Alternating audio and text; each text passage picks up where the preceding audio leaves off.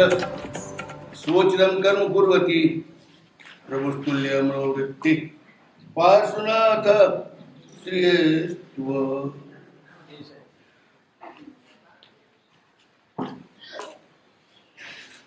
જેમના નામના સ્મરણથી જ બધા કાર્યો સહેલા થઈ જાય એવા ભગવાન પાર્શ્વનાથ. જેમના ગણાતા 10 ભાવમાં એક પણ ભાવ એવો નથી કે જેમાં એમણે કોઈ જીવ પ્રત્યે દ્વેષ કર્યો હોય. ભયંકર પીડા આપનાર પ્રત્યે પણ એમણે દ્વેષ કર્યો નથી. માટે જ એ પુરુષાદાનીય બન્યા. પહેલા ભાવમાં એક ભૂલ જે થઈ ગઈ,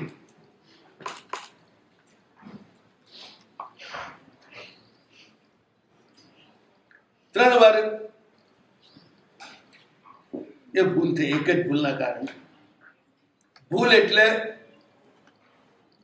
અત્યંત વધારે લાગણીશીલ સ્વભાવ હોય, એના કરતા પણ વધારે ફીલ કરું. પહેલું માતા પિતાના મૃત્યુને અત્યંત ફીલ કરી ઘરની જવાબદારીમાં બિલકુલ ઉદાસીન થઈ ગયા. ઘરવાળી ઉપર ધ્યાન આપ્યું, એની લાગણીઓ ઉપર ધ્યાન આપ્યું, ન ભાઈ શું કરે છે એના ઉપર ધ્યાન આપ્યું. શોકમાંથી બહાર નીકળી અને જે ધ્યાન આપ્યું હોત, ભાઈ જે ખોટા રસ્તે ગયા એ પણ ન જાત, પત્ની જે ખોટે રસ્તે ગઈ એ પણ ન જાત. આજ ભૂલના પરિણામે બીજી ભૂલ. ભાઈ ને ભાઈના કારણે પત્ની ખોટા રસ્તે ગઈ. વાંક જેમ દુનિયામાં બધા સ્ત્રીનો જ કાઢે, પુરુષનો ના કાઢે. હવેના બધા કાયદા ઉલટા થઈ ગયા છે છેલ્લા 20-22 વર્ષથી, કે ભાઈ દંડાય, બહેનો બરોબર ભાઈઓને સકંજામ લે. પહેલા જૂના કાયદા તો એવા જ હતા જેમાં બહેનો જ બાપની દંડાતી હતી. હવે એનો બદલો લઈ રહી છે હજારો વર્ષ પછી. આમાં પણ એ જ વિચાર કરે છે, મારો ભાઈ તો બહુ સારો હતો, મારી ઘરવાળીએ એને બગાડ્યો. હકીકતે ભાઈએ જ ઘરવાળીને બગાડી હતી. એ તો બિચારી પહેલા તો ભાગી જ હતી, બચવાય પ્રયાસ કર્યો, પણ છેલ્લે પતિ તરફથી પ્રેમ મળતો નથી. અને આને જે વારંવાર જે રીતે કર્યું એથી પછી ધીરે ધીરે પંજાબ આવી ગઈ.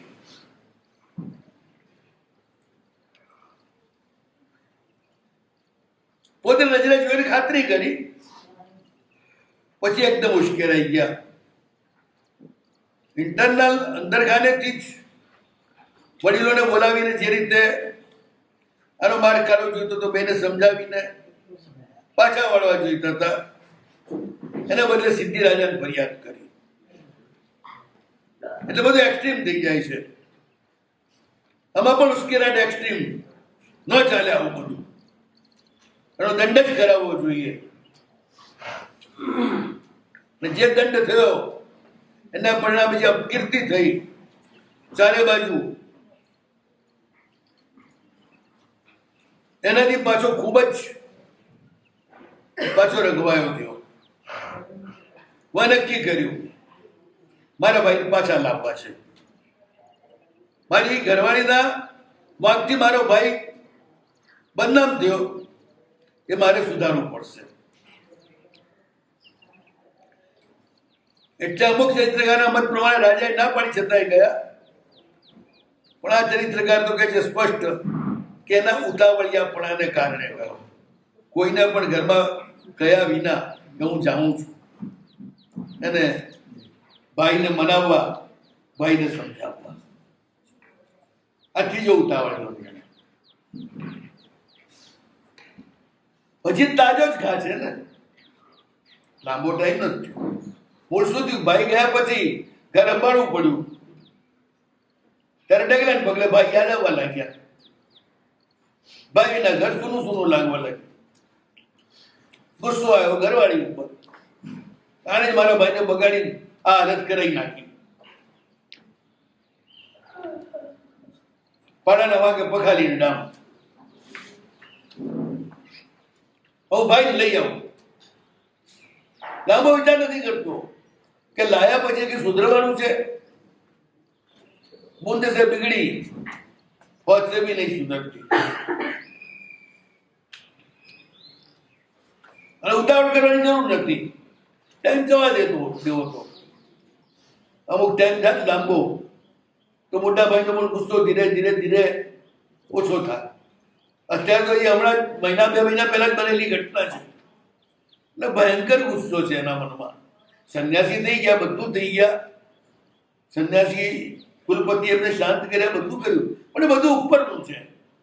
અંદર ભાઈ પણ ગુસ્સો, મારો ભાઈ થઈ મને આવી રીતે બદનામ કર્યો. વાંક તો એનો છે ને, એને એની બહુનું ધ્યાન જ ના આપ્યું. ત્યારે એની બહુ મારે પતા નહીં ને, એને ધ્યાન આપ્યું તો કે નહીં પતા. એને એનાથી સંતોષ હોત તો મારી તરફ થોડી આવત, હું ખેંચ જ તોય ના આવત. છેટો તો ખાનદાન નથી ને.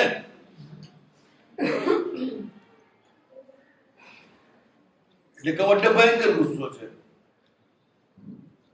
હવે આનાથી રહેવાતું નથી. એટલું બધું એને મનમાં દુઃખ છે, પ્રગાઢ પશ્ચાતાપ. ઘરમાં કોઈને કહ્યું નહીં, ન ભાભીને ન ઘરવાળીને, ક્યાં જાય છે. વિચાર કર્યા વિના કે એને હજી કેટલો ગુસ્સો હશે મારા ભાઈને. આટલું ભયંકર રીતે બદનામી થઈ છે એટલે કઈ થોડું કઈ શાંત થઈ બેહી રહ્યો હોય. પણ હવે મારાથી રહેવાય એમ નથી. એનું શું?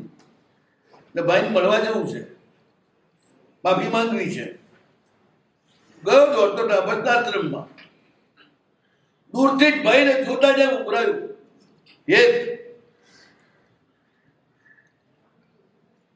અને બીજી બાજુ જે રીતે એને બદનામ કર્યો એનો પસ્તાવો ઉભરાયો. આંખો ભીની ભીની થઈ ગઈ આંસુઓથી.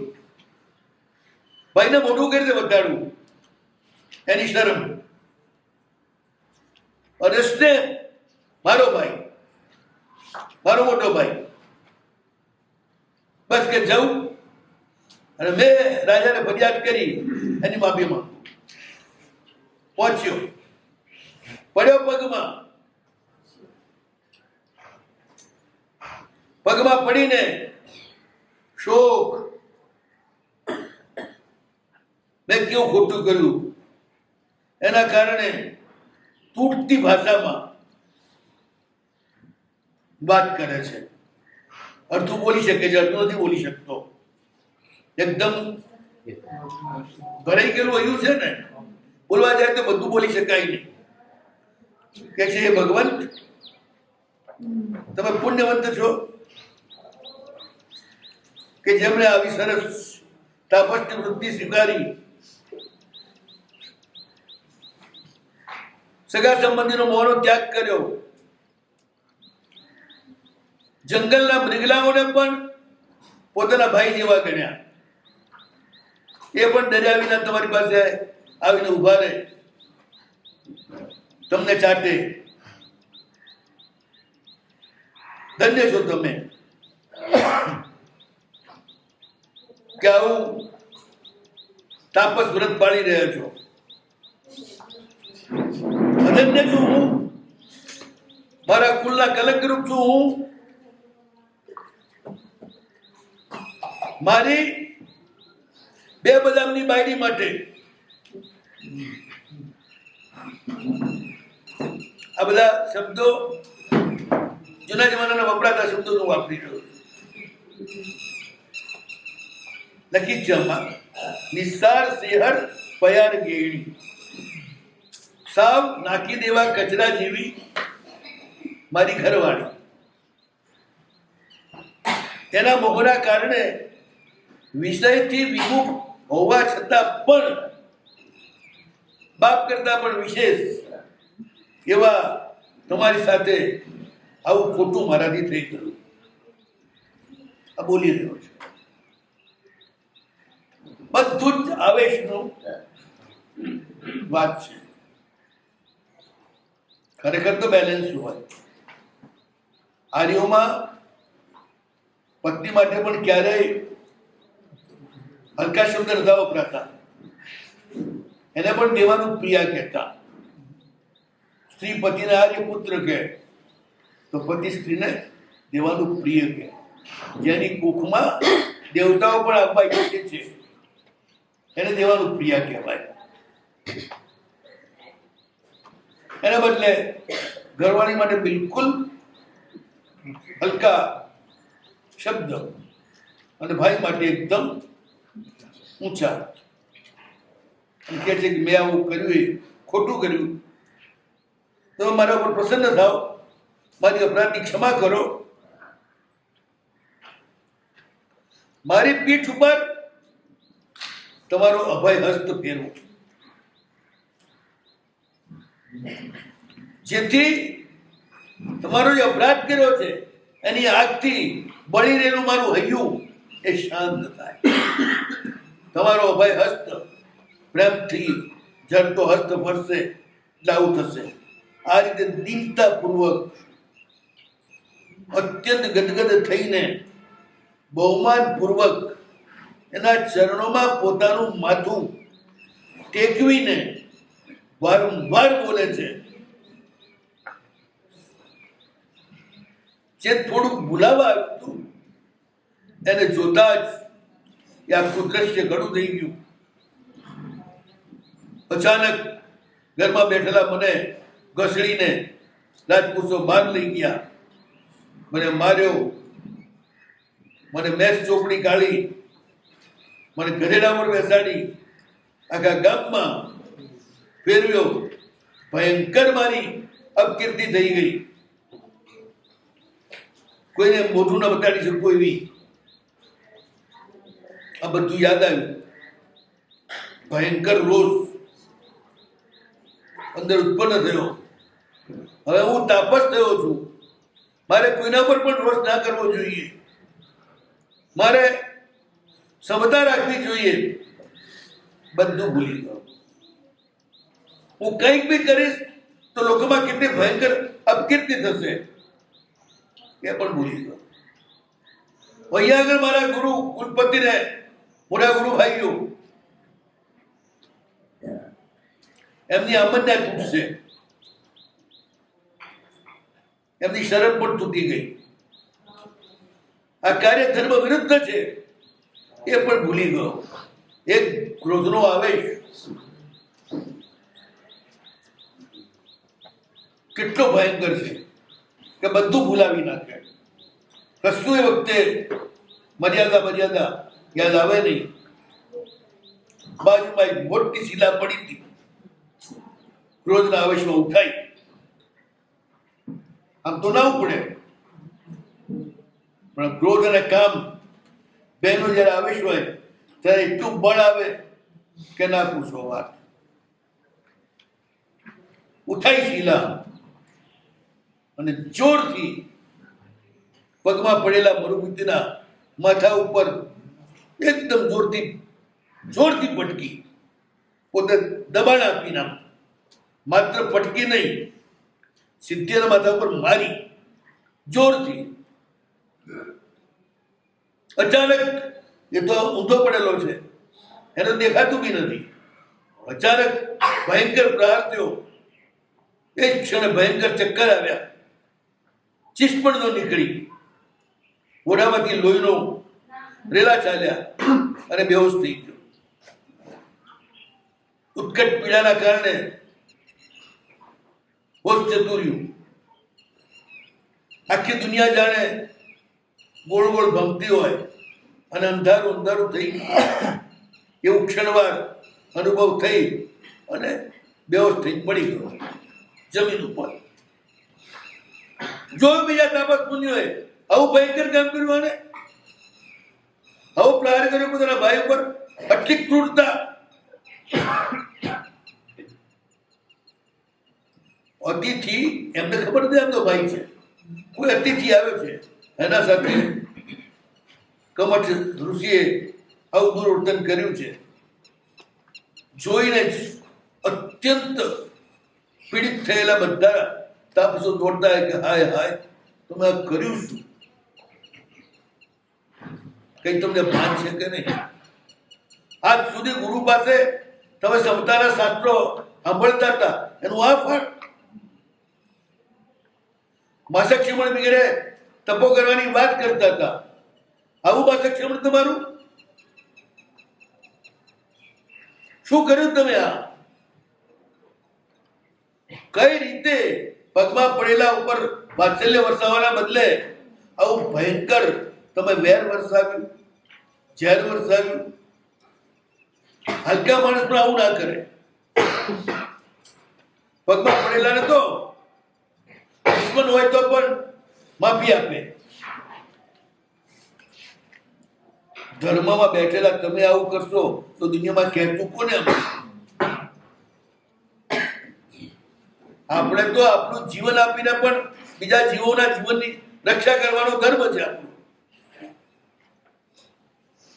એવા આપણે જ પોતાના હાથે આવી ભયંકર મનુષ્ય હત્યા કરીએ, કોણ આપણા ઉપર વિશ્વાસ કરશે? અહીં તો દુશ્મન આવેલો હોય ને તો એને અતિથિ તરીકે પૂજવાનો રિવાજ છે આશ્રમની અંદર. ત્યાં જે કર્યું છે કૃત્ય તારું મોઢું પણ જોવા લાયક નથી અમારા માટે.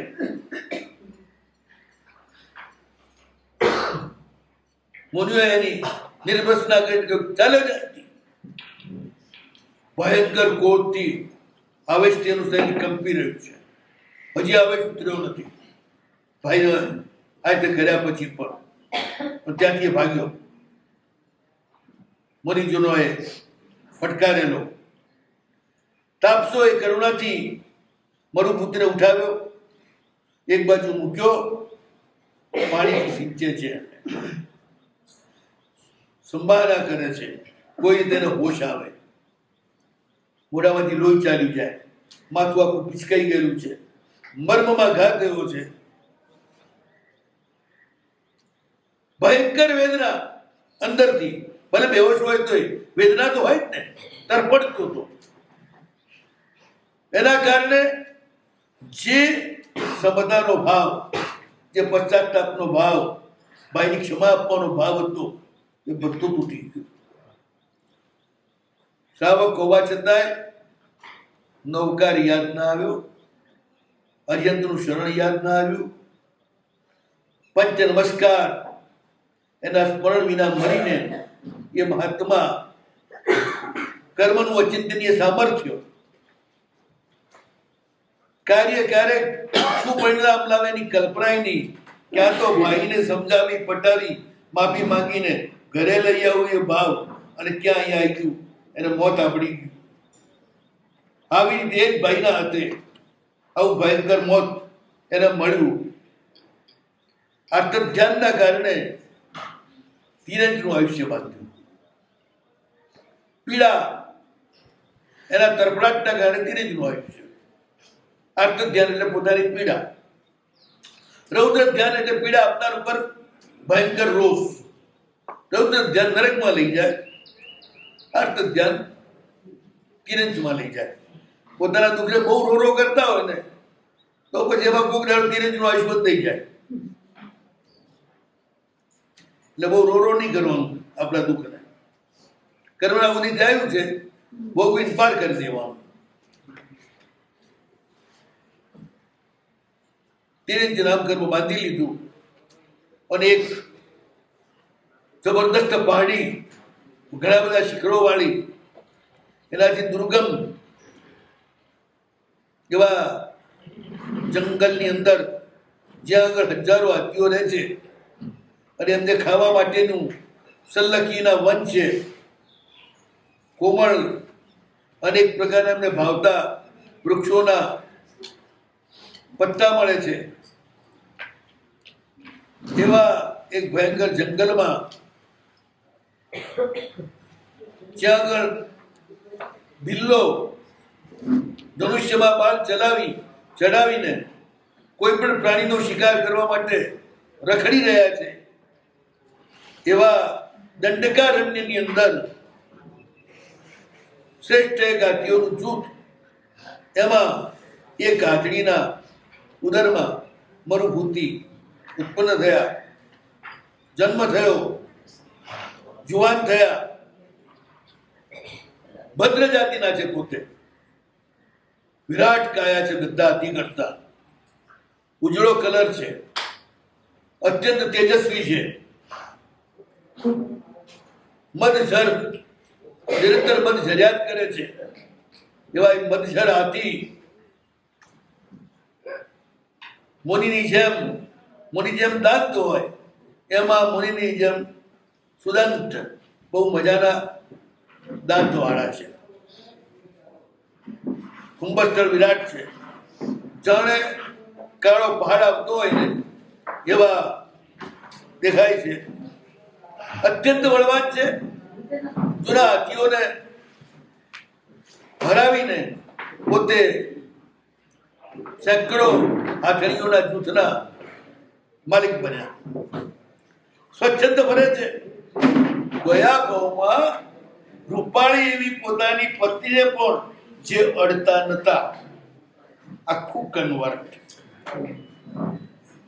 હાથીમાં સૌથી વધુ કામુકતા હોય. પૂરા શીર્ષાસન થઈ ગયું, અત્યારે શીર્ષાસન થઈ ગયું. એ ભાવમાં શ્રેષ્ઠ મર્યાદા સહ ધર્મનું પાલન કર્યું હોત, સ્ત્રી પ્રત્યે આટલા બધા ઉદાસ ન રહ્યા હોત, તો આ જે રિએક્શન આવ્યું એ રિએક્શન ના આવ્યું.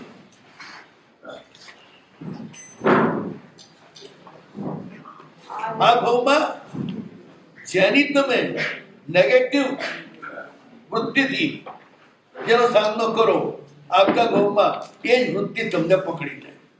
એટલે શાસ્ત્રે કહ્યું દરેક વસ્તુમાં સમત્વ કેળવો, નકારાત્મક વૃત્તિ ના કેળવો.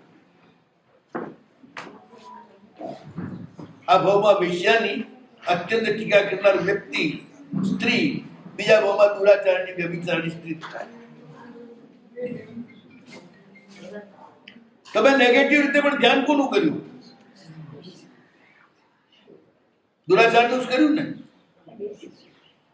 એટલે આલોચના આપીએ ને કોઈને, તેનો પહેલો નિયમ એ છે, આલોચના નહીં દીધી, ગુરુએ આપી દીધી. પછી જે પાપ થઈ ગયું તેને યાદ કરીને પાછો પસ્તાવો નહીં કરવાનો, નહીં તો નકારાત્મક રીતે એ પાપ કરવાના સંસ્કાર પડી છે. એને ભૂલી જ જવાનું, ભૂસી જ નાખવાનું. આગલા ભાવમાં વૈરાગ્યના અતિરેકથી સ્ત્રી પ્રત્યે જે આટલું બધું નકારાત્મક વલણ દાખવ્યું મરુભૂતિએ, એ આ ભાવમાં હાથીના ભાવમાં તીવ્રગામી અવસ્થામાં આવી ગયા. એ ના આવ્યું કારણ કે એ વર્તન એમનું વિવેકપૂર્ણ નહોતું. ગ્રસ્તાવસ્થામાં ત્રણે પુરુષાર્થ બેલેન્સ વાળા જોઈએ. અર્થ પુરુષાર્થ, કામ પુરુષાર્થ, ધર્મ પુરુષાર્થ, ત્રણેમાં બેલેન્સ જોઈએ. કોઈમાં પણ અતિરેક ન ચાલે. ધર્મમાં અતિરેક ન ચાલે, કમાવામાં અતિરેક ના ચાલે. ઘણાનું તો ઘર છે ને કમાવાના અતિરેકમાં તૂટી જતું હોય છે. ન બાળકોને જુએ, ન ઘરવાળીને જુએ, બસ કમાવું. આમથી આમ ફરવું, આમથી આમ ફરવું, પરદેશની અંદર જવું, બસ કોઈ પણ રીતે જમાવું. એ ધંધો જમાવામાં જ ઘરવાળી ભાગી જાય, છોકરા વંઠી જાય. કોઈ બી અતિરેક ન ચાલે. સ્ત્રી ઉપર પણ અતિરેક રાગ હોય તો પણ મૂર્ખો બની જાય. બધું બેલેન્સિંગ જોઈએ. આ બેલેન્સ ચૂકી ગયા. હવે એ જ છે. હવે હાથણીઓની અંદર ફરે છે, નિરંતર કામક કીડામાં આસક્ત છે, અને આ રીતે બસ ફરવું જંગલોમાં. હાથણીઓ એને આલિંગન કરે, એ હાથણીઓને આલિંગન કરે, એ આને ખવડાવે, એ એને ખવડાવે. આ જ બધું ચાલી રહ્યું છે 24 કલાક. અને મદ જલ એના ગંડસ્થળ ઉપરથી નિરંતર વરસી રહ્યું છે. આ સ્થિતિમાં એ એક વખત તો આવી ગયા. ઘણી વખત એવું બને છે ગમે તેટલો તમે ધર્મ કરેલો હોય ને પણ સાથે જે ખોટું કરેલું હોય ને એ ઘણી વખત પહેલા આવે અને પછી ધર્મ પાછળથી આવે. ધર્મ નિષ્ફળ ના જાય પણ પછી પાછળથી આવે. લાલ તો એની આંખો છે. કોઈ જો બીજો હાથી આવી જાય તેનો આવી બધું પ્રતિસ્પર્ધી કોઈ ના જોઈએ. હું જ એકલો સેંકડો હાથણીનો માલિક એને ભોગવનાર હું જ એકલો. આ રીતે એ ઘોર જંગલમાં ફરી રહ્યો છે અને પોતાનું જીવન પાસ કરી રહ્યો છે. દંડકારણ્યમાં આપણું ડાંગ આ બાજુ અરવિંદ મહારાજા જબરદસ્ત રાજ્ય છે. ઘણી બધી રાણીઓ છે. આનંદથી ભોગ વિલાસ કરતા રાજ્યનું પાલન કરે છે. એમ કરતા કરતા શરદ ઋતુ આવી. મહેલની ઉપર ચંદ્રશાલામાં બેઠા છે. આકાશનું સૌંદર્ય જોઈ રહ્યા છે. શરદ ઋતુના વાદળાઓ ધોળા ધોળા જાણે સફેદ હિમાલયના પહાડ જેવા આકાશમાં ફરી રહ્યા છે અને એનું અદ્ભુત દ્રશ્ય આકાશમાં સર્જાય છે. ઘણી વખત આથમતો સૂરજ અને ઉડતા વાદળા અને એ બે ના પ્રકાશ અને વાદળાના સંગમમાંથી અનેક પ્રકારના અદ્ભુત દ્રશ્યો આકાશમાં સર્જાતા હોય. રાજાએ જોવામાં તલ્લીન થઈ ગયા છે. અદ્ભુત. અચાનક મેઘમાં ઇન્દ્રધનુષ્ય થવા લાગ્યા. ગર્જનાઓ થવા લાગી. ઇન્દ્રધનુષ્ય પણ આખું થઈ ગયું. અદ્ભુત ઇન્દ્રધનુષ્ય એ જોઈ રહ્યા હતા અને અચાનક થોડાક છાંટા પડ્યા અને ભયંકર પવન ચાલ્યો. 2 મિનિટમાં બધું વિખરાઈ ગયું. આકાશ બિલકુલ સ્વચ્છ થઈ ગયું. રાજા વિસ્મયથી જોઈ રહ્યા. ક્ષણવારમાં બધું જ વિખરાઈ ગયું. ગજબ કહેવાય કે આવી છે આ દુનિયા, આવો છે આ સંસાર. રાજા રાણીઓ સાથે શરદ ઋતુમાં રમવા આવેલા છે. ચાંદની રાત છે અને ત્યાં સાંજના સમયે આ દ્રશ્ય સર્જાવાનું અને કે છે પોતાની રાણીઓને કે જુઓ આ શિવલોકનું આશ્ચર્ય. આપણે હમણાં કેવું અદ્ભુત વાદળાનું દ્રશ્ય જોયું. ક્ષણવારમાં જાદુગરની બાજીની જેમ બધું વિખરાઈ ગયું. એવું જ આપણું કે સંસારનું સુખ છે. આપણો મેળો છે. એ સબ ચલા ચલી કા મેલા. આજ ભેગા થયા કાલ વિખરી જઈશું. તો પછી આપણું રૂપ, આપણું લાવણ્ય, આપણું બળ, આપણું શરીર, સગા બધાએ જો આ રીતે જ ક્ષણવા માટે ભેગા થઈ પાછું ભૂલા જ પડવાનું, છૂટા જ પડવાનું હોય તો એને શાશ્વત માનવાનું અવિવેક શા માટે કરવું? એવા ભોળા શા માટે થવું? ધન આદિ જે જવાનું જ છે. ગમે તેટલું તમે ભેગું કરો પણ અંદર તો રહેવાનું નથી જ. એ પૈસા બહાર જ જવાના છે. ખર્ચ કરો ગમે તે કરો પણ છેવટે જવાના તો ખરા ને.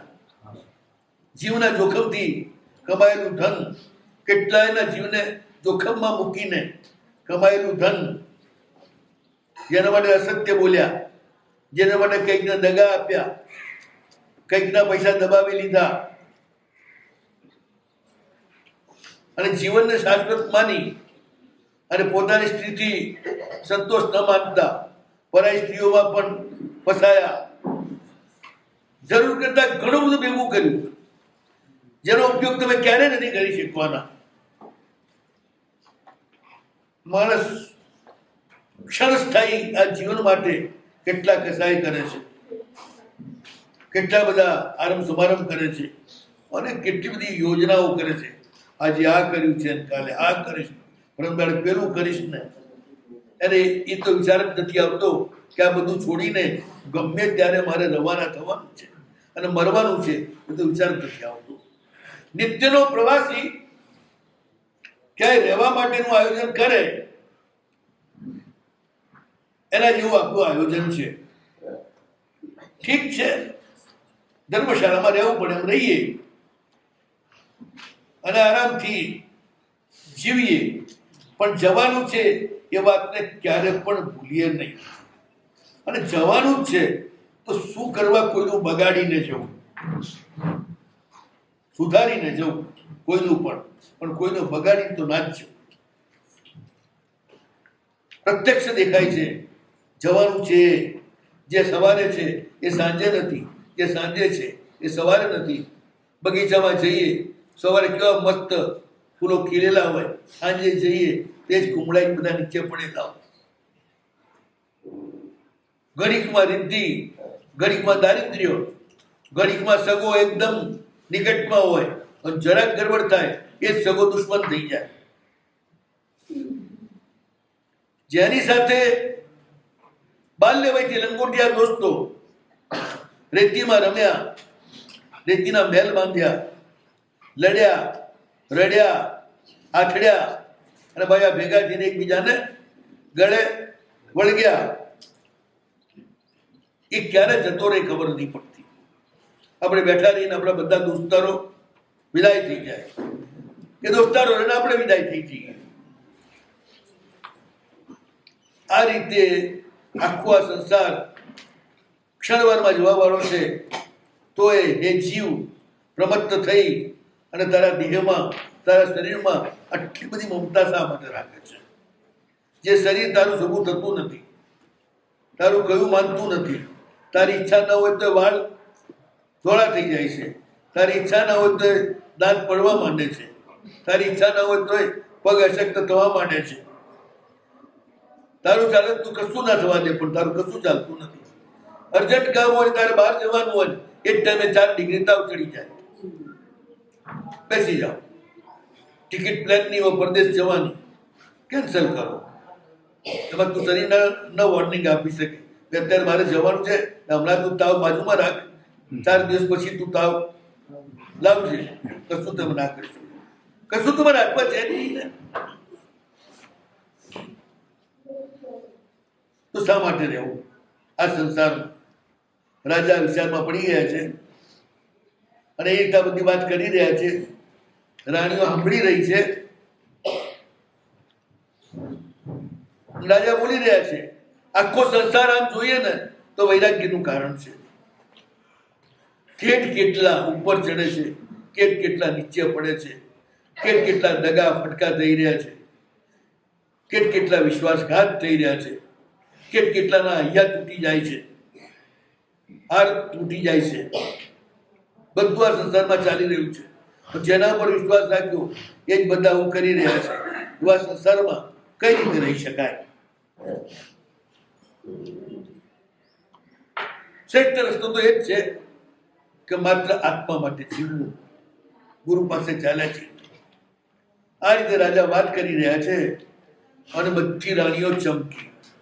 એ તો બધી તૈયાર થઈ બની ઢણી આવી હતી રાજા સાથે ખેલવા માટે.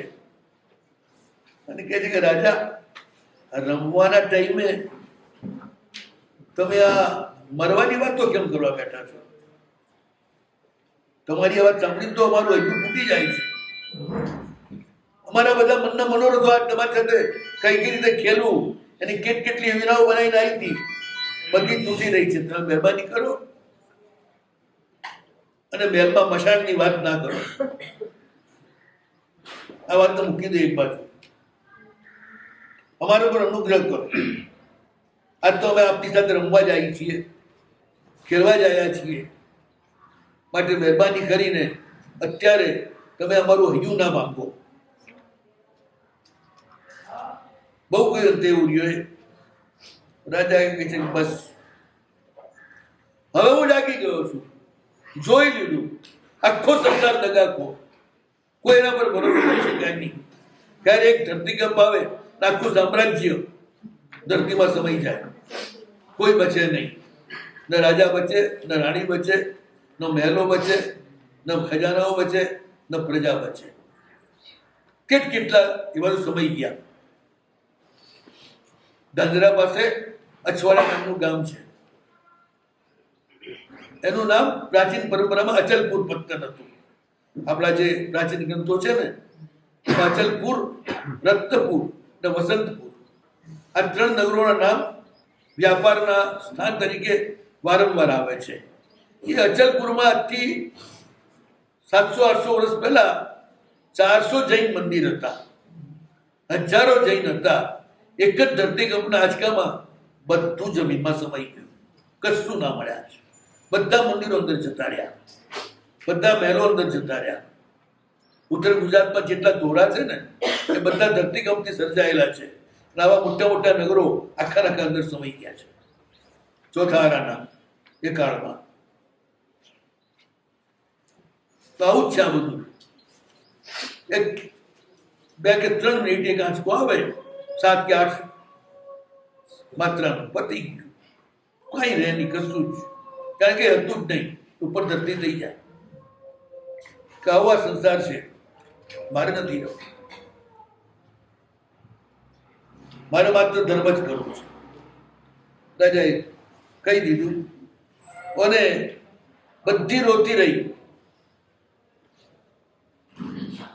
રાજા સીધા જ નગરમાં ગયા, બોલાવ્યા મંત્રી, સામંતો, શેઠ, સેનાપતિ અને કહ્યું કે હું હવે સંયમ લેવાના રસ્તે જઈ રહ્યો છું.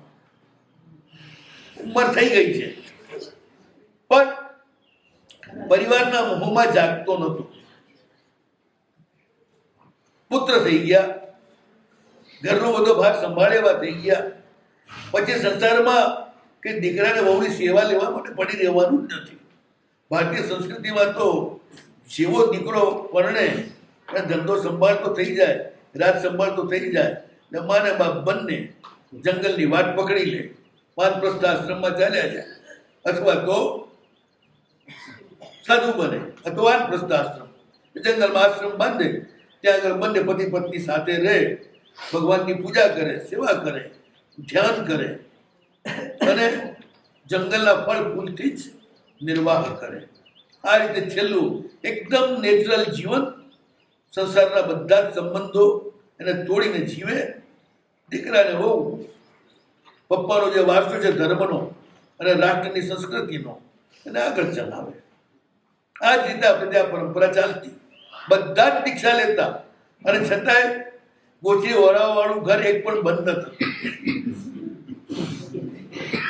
કારણ કે મા બાપ સંયમના માર્ગે જાય, દીકરાને બહુ રાષ્ટ્ર, ધર્મ અને સાધુઓની સેવા આ બેને સંભાળે. એટલે આ રીતે પરિણત વયના લોકો મોટા ભાગના દીક્ષા લે અને નાના જે છે એ બધા ધર્મ અને રાષ્ટ્ર એની સેવા એનું કામ સંભાળે. તો રાજા કહે છે કે મારી ઉંમર થઈ ગઈ છે, દીકરો તૈયાર થઈ ગયો છે, બસ હવે એને રાજ્ય ઉપર બેહાડી દઈશ. બોલાયો મહેન્દ્ર કુમાર પુત્રને, એને મહારાજ્યાભિષેક કરી દીધો. એને હાથી, ઘોડા, કોઠાર બધું સોંપી દીધું.